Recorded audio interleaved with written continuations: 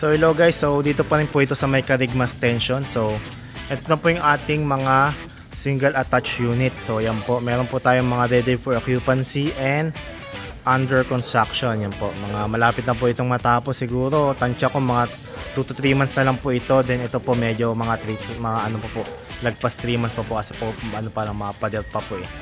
Then ginagawa na po yung kalsada natin na papasok po sa unit. Yan guys, ulitin ko lang po, nabanggit ko po sa unang video po nito sa may duplex po. Dito po sa ating left side po sa kabila po, yan po may pansin nyo po may mga bakal po yan. Ayan po yung parang phase 2. So another compound pa po yan dito. So kasi inuna lang po itong tapusin itong first 12 units. Then after nito matapos, gagawin na po yung dun po sa may kabila. So guys, kung medyo ano po tayo sa down payment, ano po, mas stretchable po yun since ano pa po, tinatayo pa lang po. Pero ito pong mga ready for occupancy natin, mga deep down payment po neto, either spot po or ano na lang po, 3 months to pay na lang po. So guys, ito na po yung ating model unit dito po sa may ano na po natin sa single attached na unit. So meron po tayong malaking space po dito po sa may tapat. So then I think ito po yung ating magiging parking dito po sa side na to. Then diretso po sa easement. Meron po tayong access papunta po sa my kitchen area. Then guys, bali napansin ko lang po mas ano po yung unit na mas malaki po kasi po yung ano, parang mas okay po yung turnover po ng ating duplex compare po dito sa single. Do single po ito kasi maganda po. Maganda po kasi pag single attached nga naman po yung ating property. Then guys, ito pagpasok po natin, so bali magkasama na po yung ating living and dining area. So ito na po, so as is na po ito, ganito po yung magiging turnover po ng unit. Then ito po yung access natin going to parking area, so car garage. Then guys, ito po yung ating kitchen area. So I think mas ano, malit lang tignan kasi ano po, isang abalang po siya eh.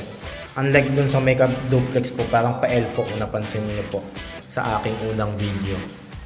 So yun guys. Then ito po, bali dito po sa may single, yung powder room na lang po yung nasa ground floor. Kasi po yung nasa duplex po, meron pong shower. Then so ito, meron po tayo dito yung pinaka-storage area. Then akit po tayo sa second floor. Then 3 bedrooms pa rin naman po. Then meron pong sariling toilet and bath si master's bedroom. So yung guys, yung details po lagay ko na lang po sa may description box ng video. So pag akit po natin dito po sa ating left side, nandito po yung kanyang toilet and bath para po sa 2 bedroom dito po sa may second floor. Yan. Then meron po tayong shower and meron na po tayong outlet for yung pagpapalagay po ng heater si buyer. Then guys, ito po yung ating first bedroom. So meron na rin po siyang provision for air condition na unit and meron na pong abang na outlet. Then guys, ito po yung ating second bedroom. So mas mahaba po ulit siya dun sa may first bedroom and meron na rin po tayong provision for window type na air condition unit. May pakita ko yung balcony. May balcony po tayo nakita doon kanina. Then guys, syempre ito po yung ating master's bedroom. So medyo mas malaki lang po ng cut. Consider po sa ganitong lot area. Then guys, meron tayo ditong balcony. Nakalock lang po kasi. Kaya di po natin makikita ng ano. Then pakita ko na lang po dito sa may salamin po. Yan po. Then guys, ito yung kanyang toilet and bath. May outlet na rin po for heater. So yung guys, marami pa po tayong unit na available. So sa 24 units, sa ngayon, 2 units pa lang po yung na-sold, yung nare-reserve. So marami pa po tayong pagpipilian.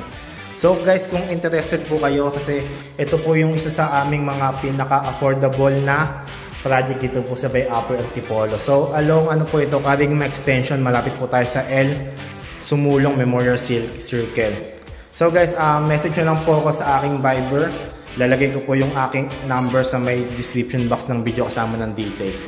So yun guys, maraming salamat po. Lagay ko na lang naman po yung sample computation para may reference po tayo. Saka yung magiging income requirement ng loanable amount ng unit. So guys, hanggang dito na pong ating video tour. Salamat po sa panonood. Ingat and God bless po sa ating lahat.